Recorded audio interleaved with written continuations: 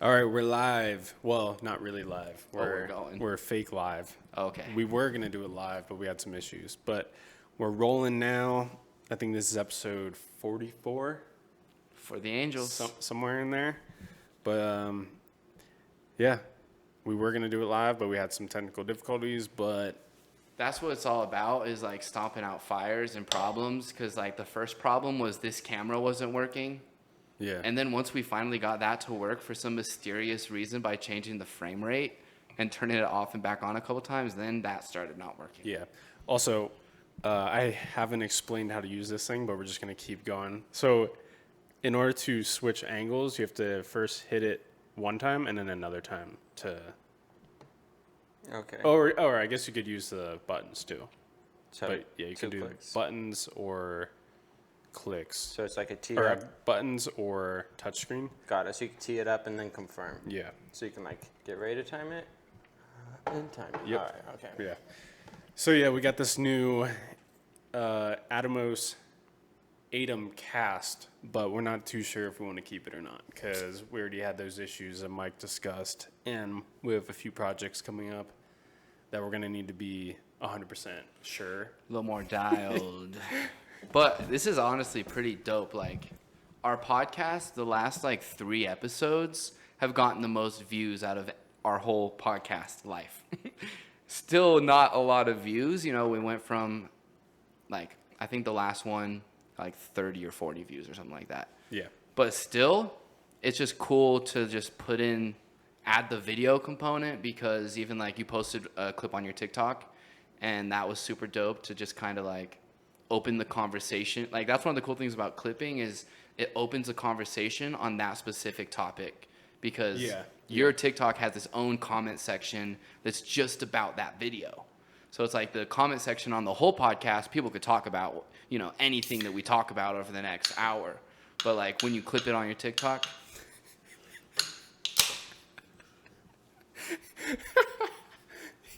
Go on. that's pretty much the end of it. It's pretty much the end of it. Okay, well, I have a couple notes. We can start rolling into this, but because this is the first podcast we've done since you've been back from New York. Indeed. Truman's been doing some things. Like, I feel like we can maybe start the episode with like a little bit of a catch up. Okay. Casual, just kind of talking about what we've been up to since the last episode, because we also missed last week. Yeah. So let's start with Adam. What were you out on the East Coast for? I was out there for my sister's wedding. It was up in Maine, and we procrastinated just way too long getting our tickets. I heard Maine was the main state on the East Coast. Dude, it's actually very beautiful. I'm pretty surprised. Like, I don't know. Like, I always thought I wanted to live in Oregon, but Maine is like the East Coast version of Oregon, I feel Yeah, like. Because it's like on the same Wavelength? longitude, right? Longitude's the one going long ways, right? I think it's And the other latitude? way. Yeah, latitude's up. yeah, but that it's makes like, more sense. if you look at Maybe the just 'cause country, ladder? they're basically on the same. Yeah. Yeah, What year it's- was it that we went to Maine? Like 2017 or something? Yeah, 17. So And I'm wearing my sloppy fingerboard. I know, bro. I like noticed when we were at the gas station, I was like, this is exactly why we need to be doing more merch, because you're wearing the Slappy merch like 5 years later, and Yeah. it's even doper. Yeah. You know, like, it's like so faded. because that's like literally a 1 of 2. Maybe there's like, But this, you gotta get a switch my angle on this one. This logo is dope. I mean, it just says Slappy, but it's a skateboard. yeah. Oh, Hey, yeah. some of my early design work. Show the back real quick. Oh, yeah. I love how it's also like a simplified version of the bigger graphic, the one on the front. Like, it still has the Slappy, but it doesn't Yeah. have the whole hand. And on the front. upside down piece. Upside down peace sign. for the fingerboard. Yeah. Head of the curve. Slappy was a whole phase. But, yeah, let's not get too sidetracked. But So- if just making other merch, like something that I really like the idea of is like merch around events, Yeah. like because it captures that event, whether it's like a concert, a tour, like tour merch. I feel like is like the biggest inspo I want to bring into our like graphic apparel is like make it like tour merch, like type of vibe. Yeah. Like some shit. Have you ever seen Trippy Red's merch on his website? He's got so much. I was surprised. Like most artists will have just like maybe a couple of shirts and a hoodie or whatever. And he had like a whole collection. Because I saw him on an interview and he was wearing this hoodie with a hood that had like horns on it. And it was one of his designs. And it's just like, that's the vibe to just like be dripped out in all of the shit that you designed. Yeah. Yeah. But you also went to New York. Yeah, so waited too long to get tickets, airline tickets to How go much to. were they? If we like would have flown into Maine, it was gonna be like $900 round trip for each of us. Yeah. So we ended up finding some pretty good prices to fly into JFK. So we ended up staying Just there. fucking kidding. Ended up staying I'm there. on one right now. I'm sorry. I gotta catch up. We went there for Kylie's birthday first, and then took a train up to Maine for the wedding. and Train to Maine. back down to New York. How So long we're was rapping right now. Is that what's happening? How long was that train ride? So it was a train to Boston, and then a bus from Boston to Maine. But the train, I want to say, was 5 hours, and then the bus was like an hour and 40 minutes. Nice. Dude, when I was like living in Lancaster, there was a bus called I forget what it was even called, but it was like this bus that was like from Philly to 30th Street Station in New York, and it was like $15 for a ticket. Wow. And it was pretty nice because you could ride the Amtrak from Lancaster Station to Philly, and then get off there, take the bus up to New York, and then vice versa back. But it was like the train station in Lancaster was like 15 minutes from my parents' house. Wow, So it was like, that's awesome. But I honestly didn't leverage that as much as I should have growing up. Like, I really only did that for that one trip that I met Brian Donovan on. That's how I got up there, is I took the train and the bus. But That's crazy. And how old were you when you first met Brian Donovan? 22. 22 in 2022. No, this was 2015, 16, early 2016, or was this in 2015? I think it was 2015 or early, like January 2016. Yeah. And then it was like summer of 2016 when you got thrown into Founders. Yeah, August. Yeah, so end of summer. Because I remember I went out to Founders for like a couple weeks before you were out there. And then I left back to Utah, and during that time is when you came out. Well, it was kind of funny because you came out there like first, then went back, and I went out there first just for like a one day. I like followed Brian and Rob Fajardo around Manhattan, like Gary Vee style. Like, so I made him a vlog, and then I like left that next day or that same night. And then when I was back in PA, that's when all you guys came out for good, and then I came out for good. Yeah, Like, it was like once we come out. flip flop. And then that was the beginning of the end. Yeah. The end of the world. But what was it like being in New York again? Like, because the last time that you were there was like a few years ago, right? Yeah, I haven't been back to New York. I don't think I've been into the city since I was taking Kylie in to meet my dad there. What time frame was that? That was when you guys were in Utah for Halloween. Oh, like 2016. 2016. Oh, I Yeah. think I was there. Like, Mike and Ashley went back, but I stayed. Mm-hmm. And that was when Kylie and then was Kylie out. came out. Okay, I remember that. Yeah. Yeah, so Kylie was living with me and Cal, and then Cal went back to Utah. So Kylie was staying with me for like 10 days or something. And this was at the founder's house, not the Boost Mobile. No, I think it was. No, it wasn't was the the Boost Boost. Mobile. It was so Oh. crazy. Yeah. You We- brought her to the Boost Mobile. That's how you know it's real. She a like, real one. She been to the Boost Mobile. Honestly, like, it was the craziest thing because I remember we saw the new house a bunch. Like, we knew that we were going to be moving in there. Yeah. Yeah.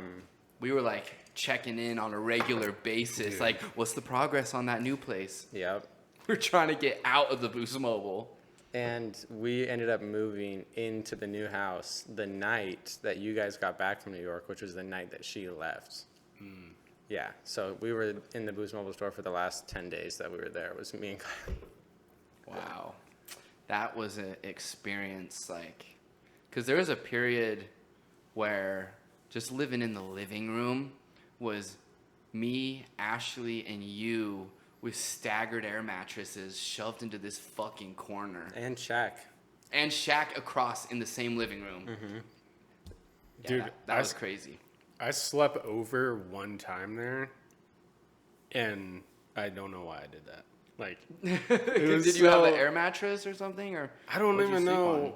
You guys might have had Oh, an no. extra one or You something. slept on the table because you didn't want to sleep on the floor.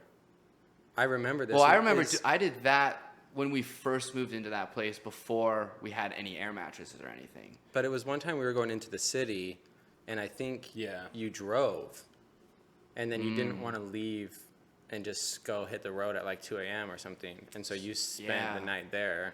Before And going back to I PA. want to say you slept on the table too. Yeah, I think that maybe. Did you sleep on the table when it was up? Yeah. Oh, 'cause I think Yeah, I mine had it was up. on the. Like, I dropped the legs. Oh, so that I would be think smarter. I was like, my legs are dangling off, laying on it up because I don't want to be on the floor. And then it was 6 months of $8 air mattresses from that point. Well, the $8 one didn't. First, we had a bigger one when Ashley was still out there, and I remember there was like the smallest hole in it. So like every morning at like 4 a.m. we wake up like sucked into the middle because it's like been deflating, and we have to get up, and it's just horrible. It's horrible. I was living in luxury because I was close enough that I could bring a mattress. Yeah, little twin. Yeah. So, also, did you guys, I don't know if you guys heard about this segue. So, apparently, Starbucks is going to be launching their first NFT. But this is all, they haven't officially announced it yet. I saw, like, in a TikTok that Starbucks was going to make a the first coffee type NFT that connects with their reward system and their members somehow with the digital wallet. And so I, like, Googled it to try and find out, and now the link is gone, so I have to pull it back up. Starbucks NFT. I Googled it to kind of see like if this is legit or if it's just like something that people just kind of said. Yeah. And there's a TechCrunch article that came out August 3rd, 2022. And it says Starbucks to unveil its Web3 based rewards program next month. So they're having like an investor day on September 13th, which is apparently where they're going to announce this NFT potentially. And somehow it's going to connect with your Starbucks account, it seems, and give you rewards. So it's interesting because they haven't really talked about what exactly it's going to be. Like Starbucks hasn't officially like made their statement yet. But like what's really interesting about like this time frame with NFTs is in the bigger picture of things, these are like all of the first NFTs. Yeah. You know, like Starbucks' first NFT. If they were to do more over the next 20 years, this will always be the first NFT. However, there is a chance they take like a mass market approach to the NFT where it's like everyone has an NFT with their Starbucks account and it's not like a collectible. Like, I don't know if there's going to be some sort of character profile picture art attached to it but it said it was going to be like coffee themed, and then it said it's going to connect with their membership program. Interesting. Kind of interesting because there's been a few other NFT projects like Nickelodeon did an NFT. There's like their first Nickelodeon NFT that was like Rugrats and Hey Arnold. And they're going for like 90s nostalgia maybe with the NFTs because there's this company that's been creating, I think it's called Reflector, or I can't remember the name of the company, but first they partnered up with Care Bears and did a Care Bear NFT. Then they partnered up with Nickelodeon and did this Nickelodeon NFT. And also in the Nickelodeon NFT, they have this like a slime NFT. And if you collect 10 slime NFTs, then you can get this special. They'll fly you out to Orlando and slime you. No, you get this special like mixed NFT that's like more exclusive than the others in the collection. That's like mixing a Rugrats and a Hey Arnold character or something. I'm still a little confused, but you have to collect the slime NFT.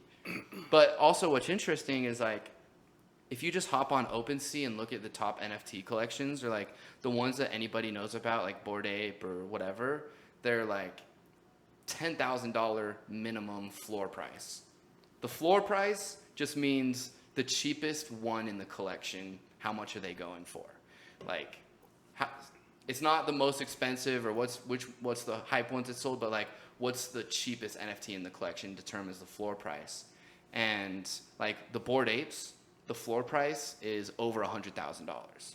So the cheapest one, if you want a Bored Ape, is at least $100,000.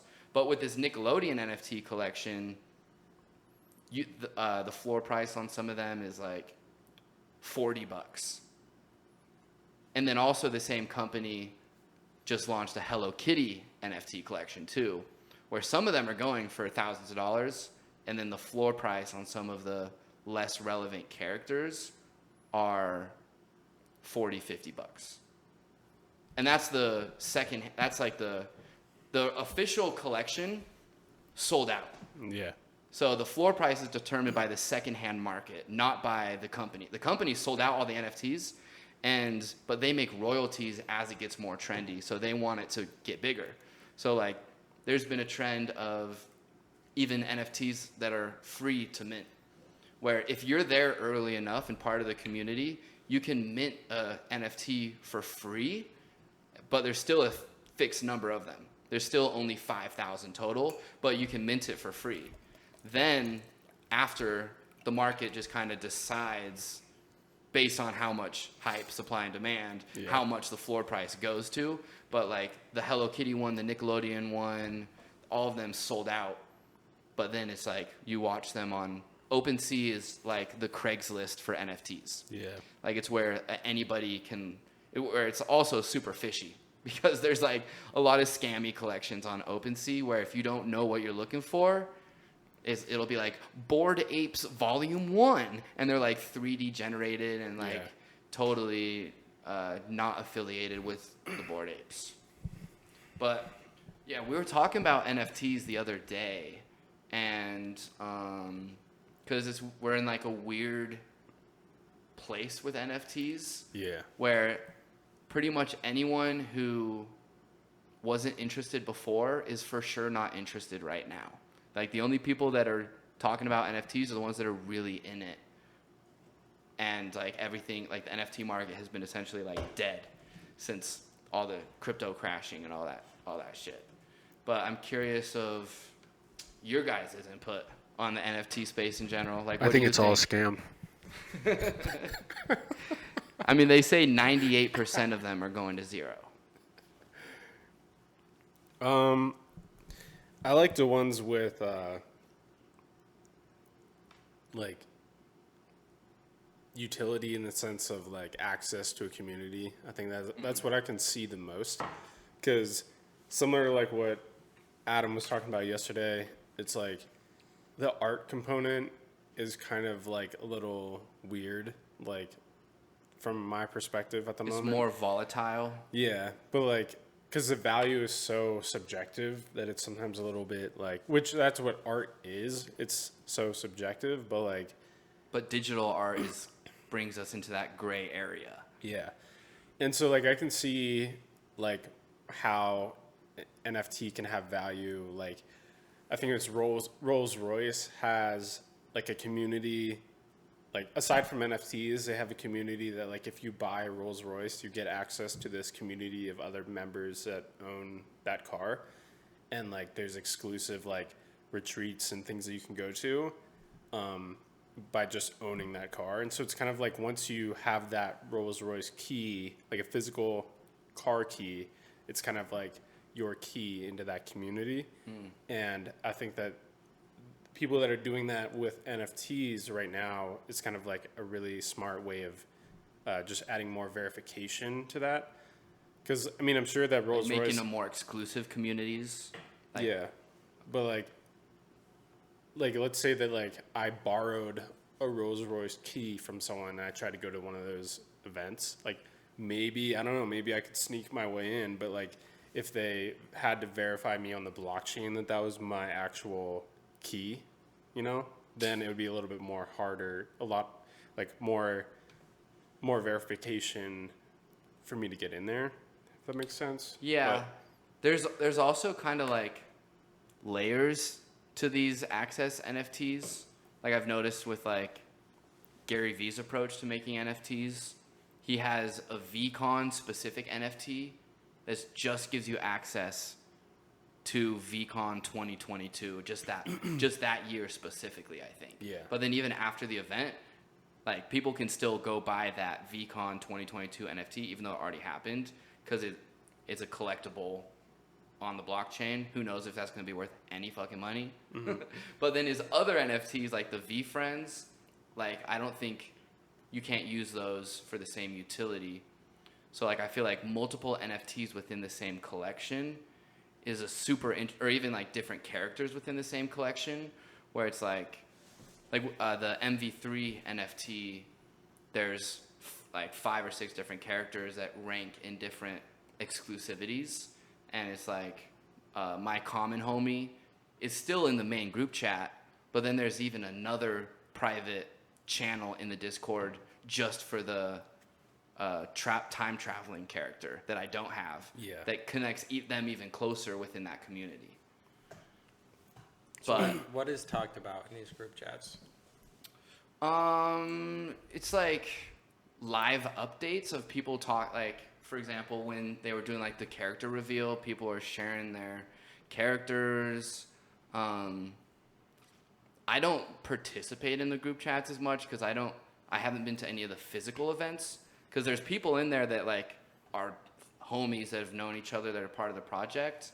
So they'll do like announcements or progress updates on the whole project, like a roadmap that says, you know, what the next things are going on that they're not necessarily posting publicly. Or like they were revealing characters before they were publicly revealed just to the community. So like private exclusive content kind of gives me like Patreon vibes too a little bit.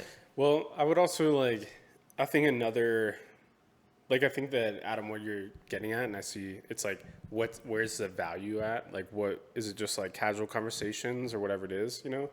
But I feel like let's say Sandlot, like if they had a community that was like you needed an NFT access pass to get into it. It's like the value of being inside that community is that you're going to get access to exclusive investment deals that wouldn't be accessed in the general world, you know? And in order to get in there, you have to buy that pass on OpenSea, and you can also sell your pass too. Yeah. But, like, however, I think also it's like that's only one quality trait that an NFT could have is like the community thing.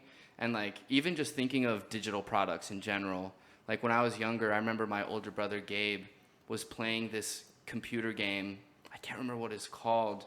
It's like a shooter type game. Counter-Strike? Oh, no, not Counter-Strike. It's one of those. I'm totally blanking on it right now. But in the game, Portal? This was before NFTs or anything, and there's digital collectibles. And I remember when Gabe was 14 and I was like 11 or 12, and he made $500 off of selling those digital collectibles. And that's not even with NFT attached. That's just within that game specific community. And same with like Fortnite skins. Like kids will buy accounts that have certain skins just to get that skin. And it's all about like the ultimate question: can digital products have tangible value? Is kind of like the question up for debate that we've kind of been talking about. I can see that too. Like I played this game called Lord of the Rings Online a lot, which is like World of Warcraft, but like more Lord of the Rings styled. And there's a complete like economic like systems within that game because there's so many people that play that like kind of like economic like systems kind of naturally develop. And in that game, there was like an auction house that you could sell items back and forth, and like the rare items would be the most expensive and things like that. But also, and like in that game, the currency was like gold, silver, and copper, and you could buy gold in the game through online websites with U.S. dollars. And I did that one time, and it just like was kind of mind blowing that like someone just kind of like farmed like a bunch of gold in that game and then sent it to my character in exchange for real money outside of the game. And so you could essentially, if you were like really good and had like a lot of time and stuff to do it, you could like kind of make a living by just playing that game. And like we see that with Axie Infinity. Yeah, like, the NFT game project. Yeah, like, and I think that that's like NFT gaming and NFTs. I feel like that's another aspect that really convinced me on huge NFTs lane. because of my history with playing those games. And Yeah. that was also one of the reasons why Vitalik started Ethereum, was that he was playing World of Warcraft and he like had he came face to face with that question of like, what if Blizzard, which is a development company behind World of Warcraft, what if Blizzard just decided to like ban my account or like shut down the game or stop making updates? Like, where's all this hard work gonna go? Like all these Yeah. items that I was just grinding out for, Yeah. like, is there any inherent value in that outside of the game, you know? And so I see it like really clearly on the gaming side of things. Like, as long as there's someone else who sees that value in that digital thing, whether it's like gold that you can use in the game, as long as there's someone else who can see that value and agree on a price to purchase it, then I think a digital product can for sure have real world value. Okay, but this is where I'm getting lost. Let's hear. So, using your example, you know, the gold in the game you can get by effort in the game. So that's why someone would want to pay for gold, just because Right. it's less effort they have to put out.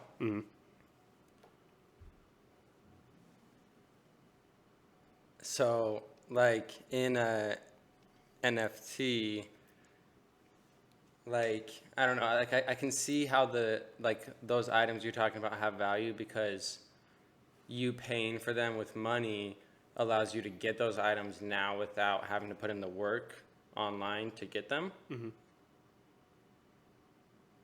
I don't know, that like kind of confuses me how that can relate to these. Like that, like, how does that relate to NFTs? You know? Yeah, like you're not gonna earn your way into like one of these group chats by liking all of their tweets or something. So you're not like bypassing effort. With money, like just because you have money to. Yeah, like the reason that those skins or items in the old-fashioned game. Oh wow. That's like a reason that they had so much value was because it's effort you don't have to put in anymore. Like you can just pay for a magic sword or something. Yeah. But you're not gonna get a better outfit on your NFT by like working a lot online or something. So I feel like the digital gold example is more so not something to use that to understand how NFT works, because NFTs are way more broad than that, but it's more so to understand how something that's not real can have real world value. But that's just one type of example of how something not, because even like in Fortnite, they have V-Bucks and skins, and you can buy V-Bucks for real world cash, and then you buy those digital skins, not even on a secondhand marketplace, not even NFT. It doesn't even leave the game. But just what an NFT does is it takes that ability to the next level, makes it more safe and secure, so that you can like take your skin into a different game. It doesn't have like like what the Vitalik example. If you have all these skins and Fortnite goes down, you just lose all that money that you invested in those skins. Whereas if they were to make it an NFT, they would be helping the community by them being able to take that digital asset out of the game if they wanted to. But it's like games haven't quite incorporated that yet. Like you can't do that in Fortnite. There's not games where you can use your NFTs cross like how we're talking. Yeah. Because we're kind of like still so early. Like they're still developing these games currently that can interact with NFTs aside from a handful of projects like the Axie Infinity one. Mm-hmm. But I feel like same with Fortnite, you can get V-Bucks by just playing the game. So you pay for the Sort of. V-Bucks. You pay for the V-Bucks if there's like an item you want that you don't have the money for because you spent it before or you haven't earned enough. And you could go and grind the next 48 hours on Fortnite and get the V-Bucks you need. Or you could pay $5. You're paying those $5 to avoid the time. That makes sense, the value. Because the work was put in to get those V-Bucks. So there's there has to be two different ways to get the V-Bucks. Like a free Well- way and then a way to pay for it. I just see why people would pay for that online because it's giving them like extra of what they're doing without having to work for it as much. You know? Because it gives them value within Fortnite as a game. Yeah. So But like, whereas with NFTs that aren't in a game, it doesn't necessarily give you value in real life. It's just a digital collectible. Is that kind of what you're saying? yeah. So I Because guess I definitely yeah. understand that perspective. Because also it's like the world of collectibles is so weird, and like even just like physical collectibles. Like one of my favorite shows. Guess. Pawn Stars? Yep, Pawn Stars. I love watching Pawn Stars. The Bachelorette. Because it's just like it's like easy to understand. Oh, if this is a 1 of 2 pistol from 1500 in this great condition, it's going to be worth $1 million. If this is some packaging for a 1990s video game that's ripped and shit, it might be worth $100 because it's way less rare. And they're always bringing all these different collectibles, but it's in a physical market. Whereas I feel like those same types of collectors are now transitioning into digital collectibles as well, using NFTs. Like I was watching an interview with the artist Alec Monopoly, Yeah.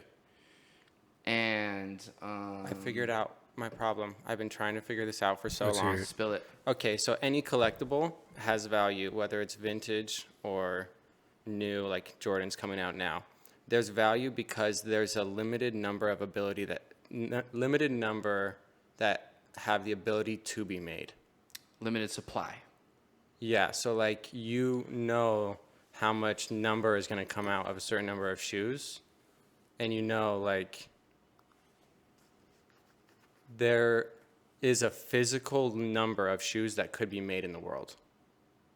There's a limit where you're not going to have any more cows to make the leather. If you're just making as many shoes as possible. Mm-hmm. So that creates the inherent value. Even if it's only $40, it's still a certain value because of the cost of the materials.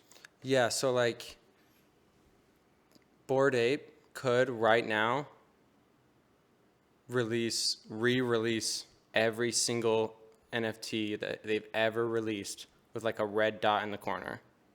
Every single image. They would be shooting themselves in the foot. Well, if they exactly, were to but do like that. there's nothing stopping anybody from making any more. Like you could just make unlimited amounts and flood the market. I think the only thing stopping them is like their word, and that's why like trust has to play a huge part in an NFT project. Like you have to trust that the Bored Ape founders aren't just going to flood the market, because that's going to make your NFT tank. Like they say, oh, this is limited to 10,000 when they launch the collection, and every single NFT is unique and will never be recreated again. So that's their word that we have to trust. And if they break their word, which could happen, there have been crypto fails, people lose hundreds of thousands, millions of dollars. That's what happens and no ship is too big to sink. Bored Apes could still, something could happen, who knows what, that could make that tank. So there's more risk. So, like, relating this to, like, Jordans, like the Jordan 1s. Oh yeah, like when they do a re-release of the ones, they'll do like the 2012 version and then the 2016, and it makes the older ones slightly drop in value because there's more in the market, more bred ones. Yeah, because, like, my thing is, like, Nike could tomorrow just be like, we're going to start making bred 1s, and they're going to be available at every Foot Locker, every, you know, and so and that would pretty much drop the value of, like, the exclusivity of that shoe. And so not completely, but it would majorly, because there still would be a level of exclusivity to the OG ones. Like if you get a pair of Jordan 1s from 1985, they're way more rare and way more expensive just because you had to have kept them in such pristine condition. And most of them are just they don't last that long, and so they're just not around. So it makes it way more rare. But then again, like if the Bred 1 got played out, everyone was wearing it, and people in general just got sick of it, then that whole shoe in general would lose a whole bunch of value. Or same with like Yeezys, when Adidas came out with the NMDs. It was kind of like the mass market version of a Yeezy that you could get more affordably. But now Yeezys don't resell how they did in 2016. Yeah. In 2016, if you wanted some 350s or some 750s, you're talking $2,000 or so. Like they were so hyped up.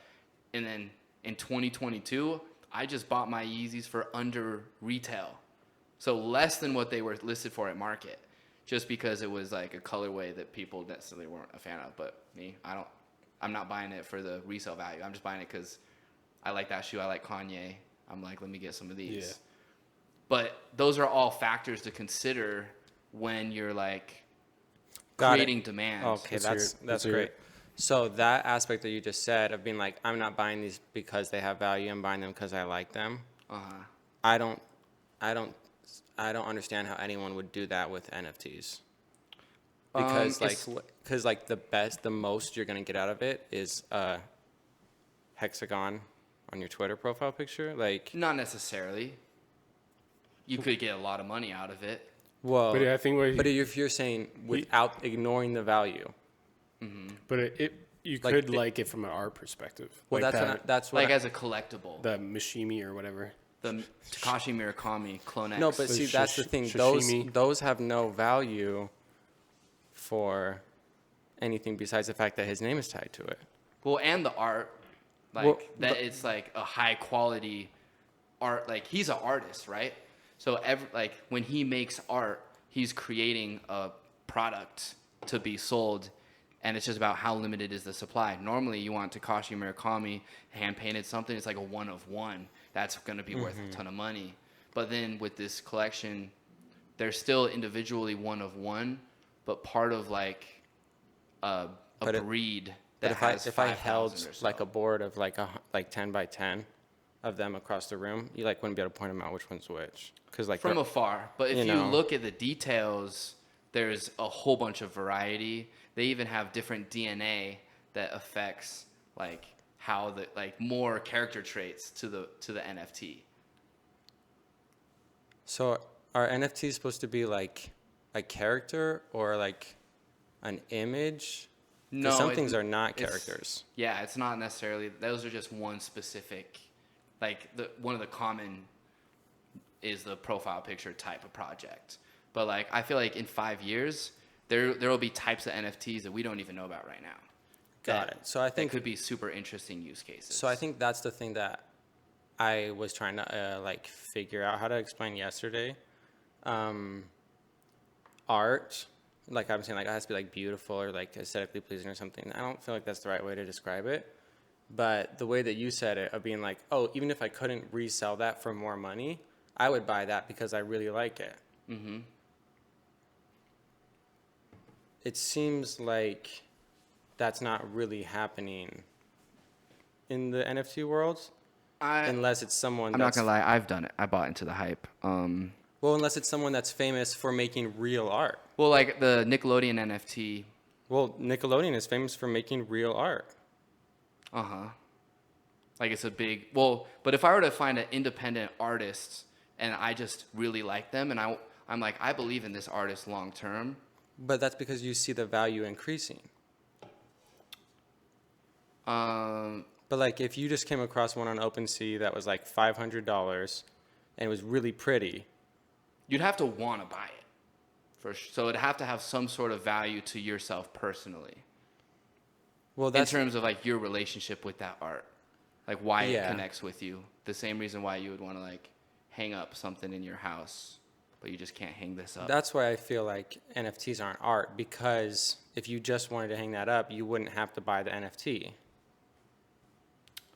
Well, NFTs are like the next wave Yeah. of. Carly, what do you think about NFTs? Holy, don't even start. She said no comment. Like NFT art and digital art is just another genre of art, just like street art is a different genre of art. You know, street art was breaking out of that traditional art world mold and saying, fuck it, let's just put this shit on buildings. But look at Banksy, that street art has major value to it. And then now, this is just a different type of art. So it's like, not all NFTs are art, not all art is NFTs, but NFTs can be art. There are art collections that don't have any utility or anything like that, and it's just literally so you can say, look, I have a Beeple, Yeah. just to flex for that social clout. It's like almost the same reason why you would want to have a AP on your wrist versus a Rolex, because you know that AP is worth 10 times more than Rolex, or a Rolex versus a movement watch, because you have that, it's like a status symbol. Because isn't also like a Picasso painting a status symbol to an extent? Or like having a high value piece of art in your home. Like you may have it just because you like that art, but also you put it up because you want other people to see that you have this piece of art. You wouldn't just put it in your closet and say, I got this Picasso, but no one knows. Well, exactly. That's what I feel like everyone's doing with their NFTs right now, because what are you going to do with it? Everyone's buying them and then just putting them in their closet, essentially, a digital closet.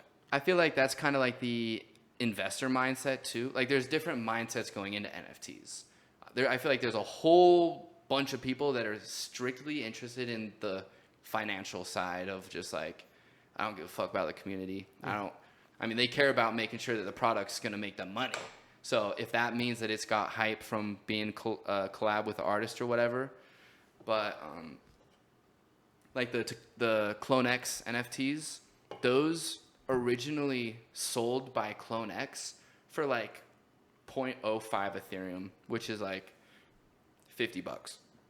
That means anyone in the public, if you were there at the start, you would be able to get it for like $50. And now the floor price is $10,000 on the resale market. So that wasn't Clone X that said you have to buy this for $10,000. That's just if you want to buy it from the same reason why Yeezys went up so much in 2016, because you had to buy them on StockX or you had to buy them at Flight Club. You couldn't buy them from the Yeezy website. They're sold out there. You have to buy them from someone who already has them. And then the price is determined based on, how many people want that thing. The floor price for the Clone X is 6.8 ETH. And in USD, how much is that? I don't know. So also, say. yeah, a lot of these NFTs too are like planting seeds for their future, where like the full use hasn't come out. And with that Clone X NFT, they just released a Clone X fashion line that only the Clone X holders can buy the NFT shoes or the NFT clothes for their NFT. NFTs And then they're 10,000 going to have a game also. $10,000 For what? for one of these. $10,000. For the clothing or for the Clone X. Yeah. You want to hold that up to the camera? Soon.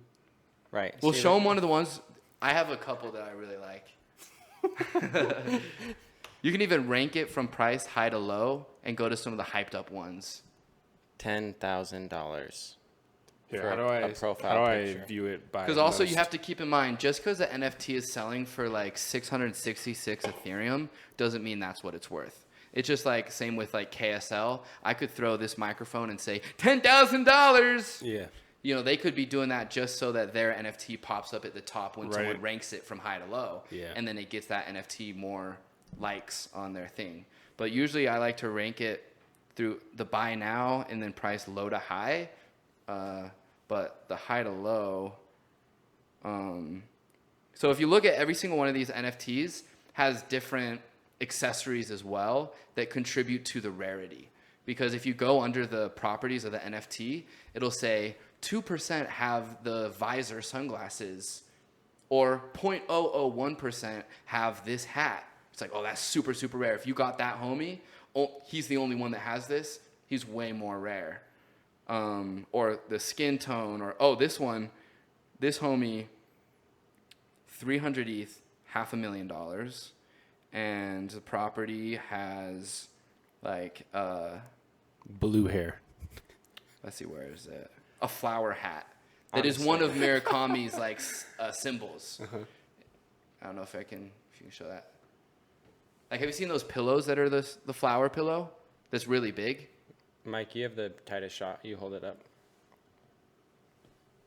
Can you see it as in focus? $475,000, people. Again, that doesn't mean, so you can also list it from like which are recently sold. So you Yeah. can see how much are they actually selling for. But So like, what is that? What is that? What is the utilities? Like, does this get you? it's the, so they're going to have a game in the future, but the game's not done yet. It also gives you early access to their future projects that they do. So like the CloneX clothing NFT collection that they did, the CloneX holders are the ones that get access to that. I can't just buy Okay. any of that. So the really big thing that's happening, I feel like, in gaming right now, is getting rid of these pay-to-win games. So like a lot of these new games, like Tony Hawk, Pro Skater 4 that's coming out. Like, the thing that's making everyone so excited is you can unlock all the content in the whole entire game by playing the game. You don't have to pay for anything, except for the game itself or whatever, But like that was a big problem with EA, that a lot of is like you have to pay real money, not in-game currency that you could earn, real money to get like this one sports team's jersey, And like that has been like a big problem that people get upset about, and it's transitioning so far away from that to the point where there's not much games that like you can get an advantage by paying anymore, I feel like. Because, I mean, even like sometimes the advantage is a psychological advantage. Like when you're playing Fortnite and you got a default character because you didn't buy the battle pass, and you see And then some Darth Vader pull up, you're like, oh shit. But it's like not like he has any extra strength from other characters. It's just like a social thing. It's like the social symbol. That's so funny because I like to go to the default skin. That's so also then you a can thing, wipe too. people, and they're like, "What? Who is this guy?" Like, I would just be getting wiped like some cheeks. So, okay, we don't want to talk all about NFTs because also we probably have about 10 more minutes if we're staying on track. oh my gosh. But It's the NFT podcast, boys. there's this show that I started watching called Severance that is fucked up. If you want to watch a show What's that it about? is fucked up. Who's in it? It's on Apple TV, and it's like a really, really high quality show. It's directed by Ben Stiller, and the main actor is that dude from Arrested Development. I think he's Jason in Arrested. Bateman? No, it's not Jason Bateman. He looks like Jason Bateman though. Maybe he's not on Arrested Development. Jason bottom of Sudeikis? this. It's like not Adam Driver, because that's the dude from that one. But Oh, is it the guy from Workaholics? no. Oh, no, him. it's Adam Scott. Adam Scott. What was he in? Arrested Development? No, he's in Parks He's and in Rec. Parks Oh, and Rec. Parks and He's Rec. Ben Wyatt. Oh, Yeah. okay. So I've only watched the first episode. My homie Joe Jakins told me about it because he knows the Shout kind out of Joe. content I like. Shout out Joe Jakins. And essentially what Severance is in this like dystopian world is a job that you can choose to have a surgery done on your brain that makes it so that as soon as you get to work, you don't remember the working. You split into two personalities. And there's one version of you that's always working, and the other version doesn't know about it because of the surgery. And then as soon as you're done working, you're back in your normal character, and you don't know what happened while you were working, and your worker doesn't know what happened when you were out in the real world. And so it's one character, two different vibes, because also it shows like the controversy in, there's like it's like a political conversation of whether it's ethical to do the severance procedure, because when you put the homie in there, their whole life is at that work. It's like a prison because they never leave. It's a good thing for the one homie who doesn't want to work, because he just goes in there, and then it's as if he walks in the elevator and walks out and he's done. He didn't have to do the work. He just gets paid. But then the other homie only snaps into it once he starts working, and then is stuck in there. So it creates this ethical dilemma.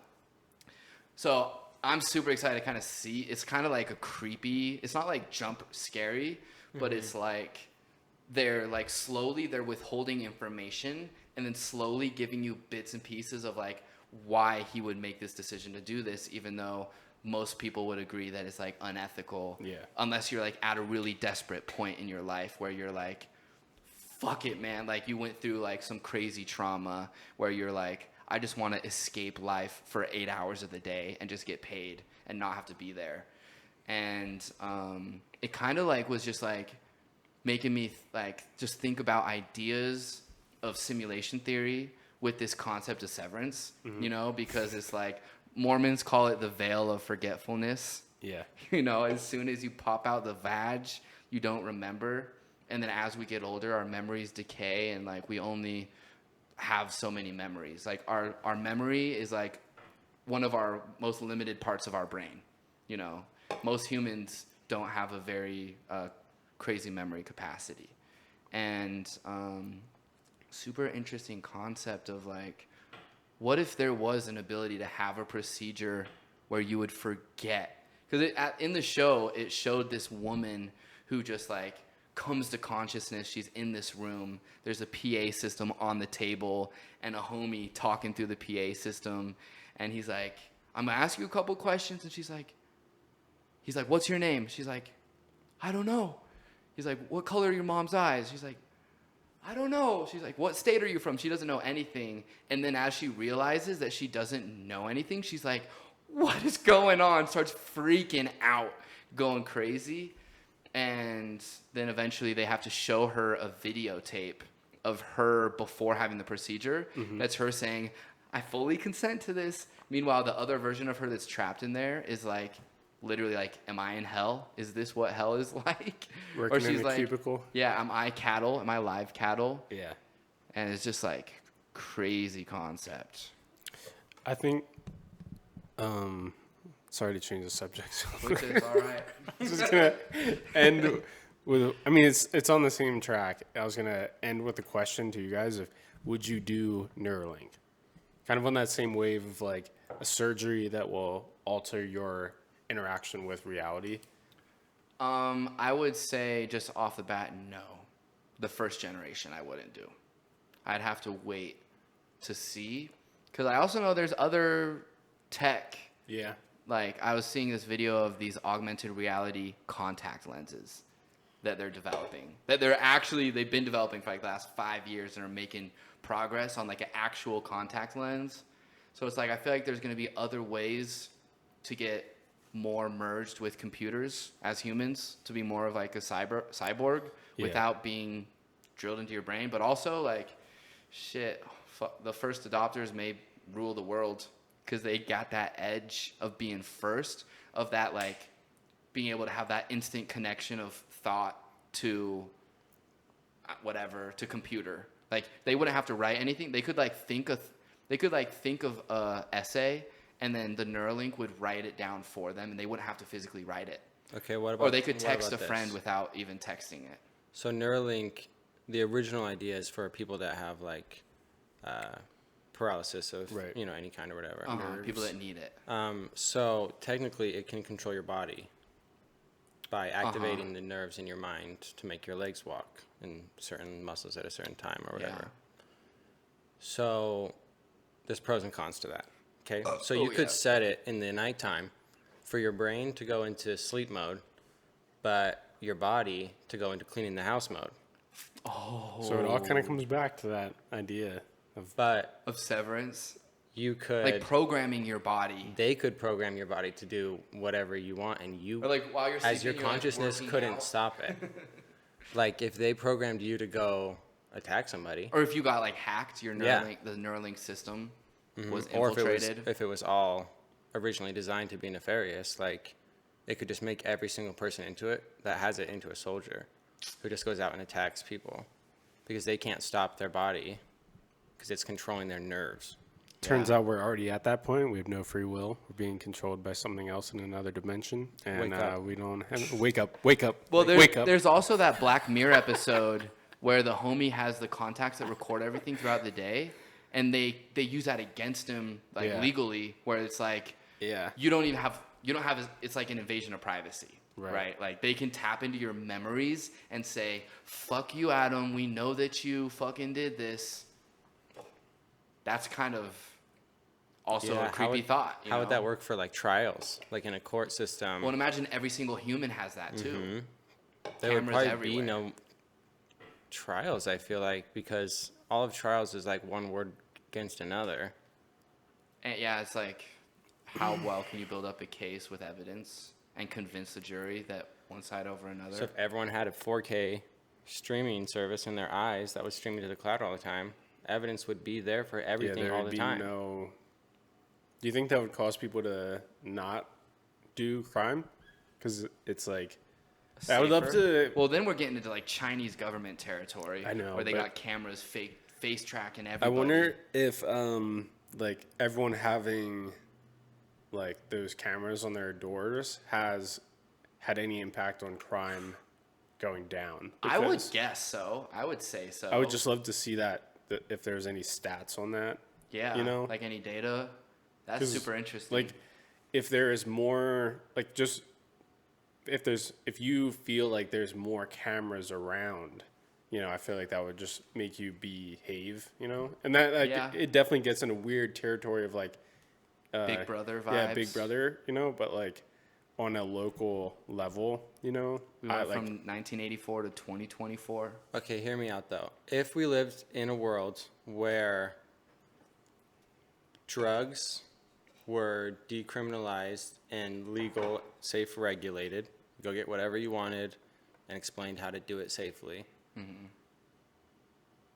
and we had some sort of universal basic income, so no one needed money to survive, what crimes would there be I mean, because that yeah, like that aren't bad?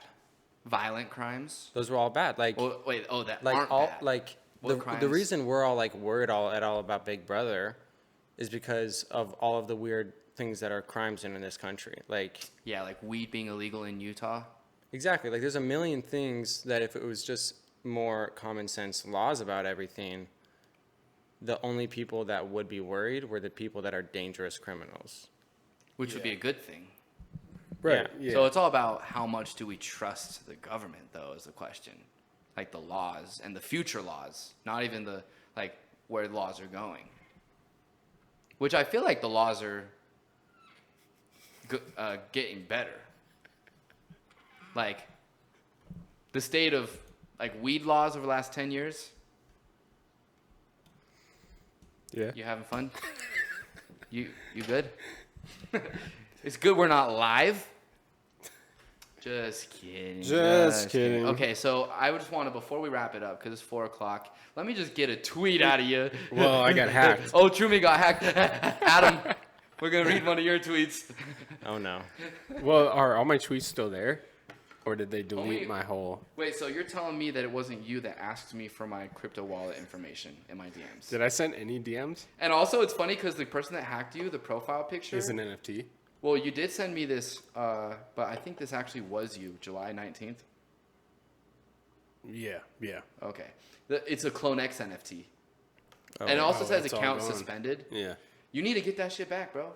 I don't even know what to do about it. Well, you could make a new account maybe. Shoot. Change your password.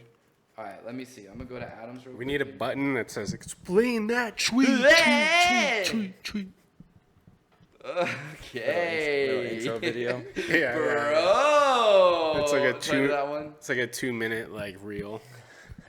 All right, Adam, what did you mean by this? Salsa is far and away the best dish you can make out of fresh vegetables. Like, no comparison, IMO. Like, honestly, how is that shit healthy? It tastes like a spicy little bit of heaven. So what'd you mean by that?